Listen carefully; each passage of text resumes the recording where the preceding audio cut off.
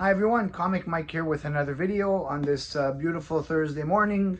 Lots of snow, but not cold. I got myself a Thursday morning off because I had to drop the car off at the garage, get repaired. So in the meantime, I figured I can, pull out a video. So today's video, we're gonna look into some sci-fi, space, fantasy-ish kind of books.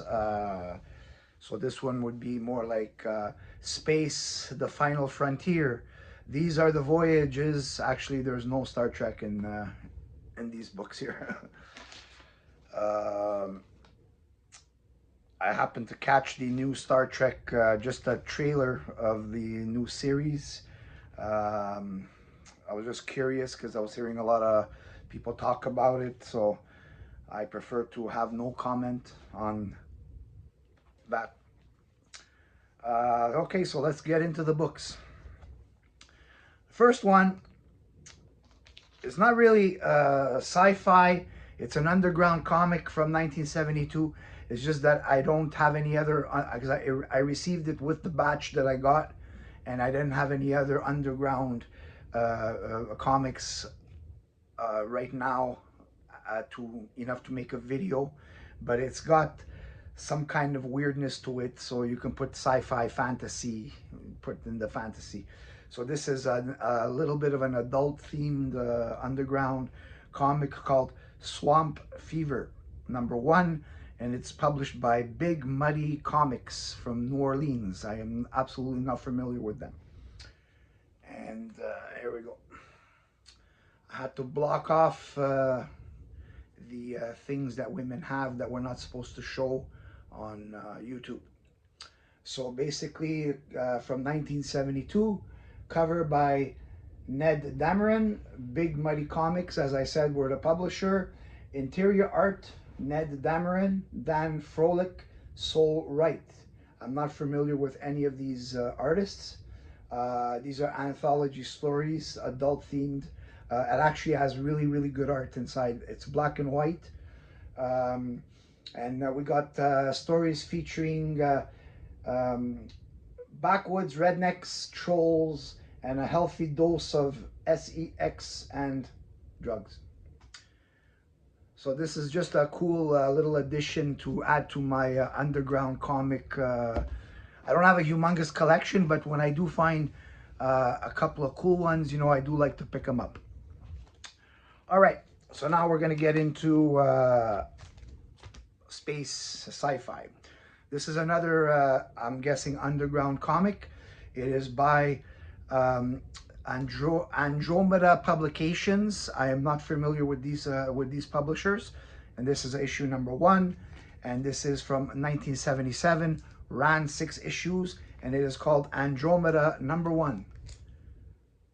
It's got a really cool space cover where basically the man who walked home from space. Well, interesting, really cool cover.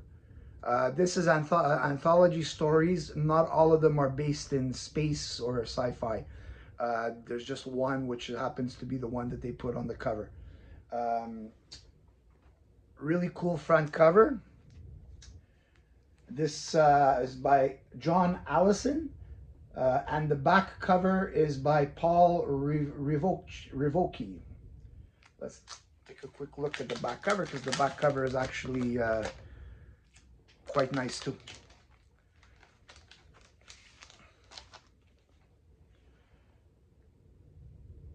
Yeah, look at that. Really cool back covers. A lot of these underground comics, they did put a lot of emphasis in the back covers too. So that's what makes them a little bit interesting. Unfortunately, black and white inside. So you have to take what you get.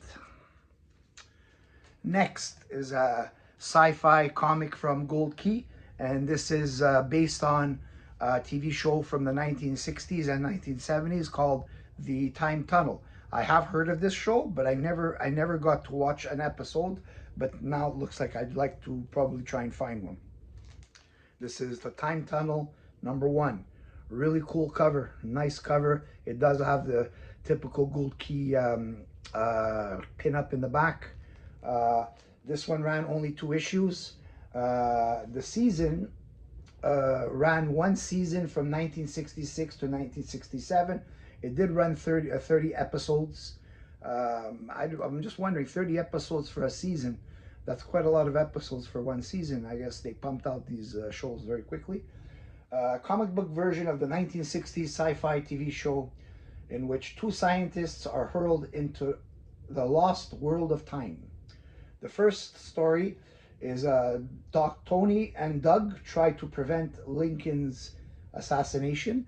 Tony and Doug are the scientists that get trapped in these time warps. And the second story, they're trapped in Pompeii right before Mount Vesuvius erupts. And the last one was they're trapped in a rocket ship that is headed to Mars. So real interesting storylines there. They tried to reboot this TV show, I think, in the early 2000s, but it didn't work. So I guess it was good for the time. Maybe now would be a good time to come up with a good show like that, because pretty much most of the stuff that comes out today is all trash. Next, this is by Dell, and this one is from 1967, ran 5 issues, and this is called Flying Saucers, Comics #1. Another cool cover. This one ran 5 issues. The funny thing about this is that the 5th issue is a reprint of this book, and they actually used the same cover, which doesn't make sense. I mean, if you're somebody who was collecting this series at the time, you're getting your 5th and last issue, an exact reprint of this, including the cover. They should have at least redone the cover, something different, and then, the inside stays the reprint.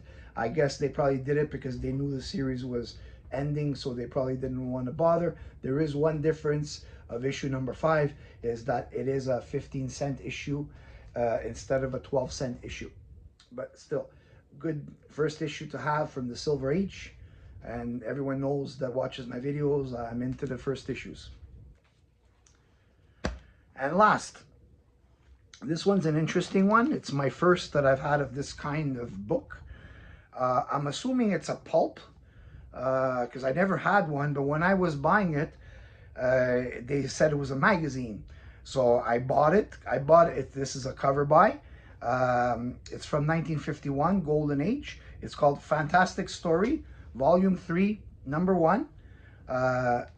Thick book. Really nice cover. Really, really nice cover. Now, I'm guessing these are pulps, So if I'm wrong, somebody correct me, because I've never had a pulp before, so I'm assuming this is a pulp. And what drew me to this cover was the appeal of the cover, space. Then as I looked closely on the bottom over here, because they didn't specify it in the ad, it's actually an Alex Schomburg cover. So that's really cool to have. I guess that's why it's such an appealing cover, because it's done by a very sought-after artist, Alex Schomburg. Now, obviously, this isn't one of the Alex Schomburg covers that commands like really, really, really big money. Most of these you will find them. They are pretty much in a low grade, because people didn't collect these like as if these were read, thrown around, kept. So a lot of these old pulps, they are pretty beat up. They're still nice to have. I'm happy to have this one because like I said, the first thing that drew me to it was the cover, and it was a magazine. So I do have a little collection of magazines that I like to buy. So I wanted to add it to my magazine collection, but it turns out it's a pulp. So now, do I start a pulp collection now? I don't know. We'll see. So that's it for this video. I hope you enjoyed it. feel free, leave me a comment. Tell me which ones you like.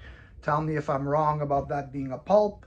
Like, subscribe, and thanks for watching, and I will see you on the next video.